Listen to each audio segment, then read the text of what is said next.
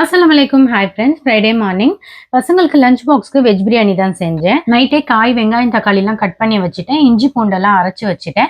காலையில செய்யறதுக்கு ஈஸியா இருக்கும். அதனால தான் குழம்பு செஞ்சு கொடுத்தோம்னா பிடிக்காம எடுத்துட்டு போவாங்க. அதே வெஜ் பிரியாணி செஞ்சு கொடுத்தோம்னா சந்தோஷமா எடுத்துட்டு போவாங்க.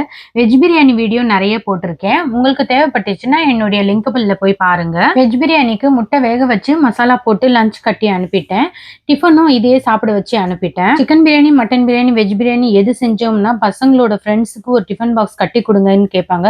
நானும் கட்டி கொடுத்துருவேன். பசங்க தயிர் பச்சடி எடுத்துட்டு போக மாட்டாங்க. எங்களுக்காக மட்டும் தயிர் பச்சடி செஞ்சுட்டேன். பசங்க போன பிறகு வீடெல்லாம் பெருக்கிட்டு வீடெல்லாம் தொடச்சிட்டு கிச்சன் எல்லாமே கிளீன் பண்ணிட்டு நமாஸ் படிச்சுட்டு சூரத் குரானும் படிச்சுட்டு நானும் லஞ்ச் சாப்பிட்டுட்டு என் பொண்ணை ஸ்கூல்ல இருந்து கூப்பிட்டுட்டு வர போயிருந்தேன். வரும்போது தலைவலியா இருந்தது. டேப்லெட் வாங்கிட்டு வீட்டுக்கு வந்து டீ போட்டு குடிச்ச பிறகுதான் தலைவலியே போச்சு.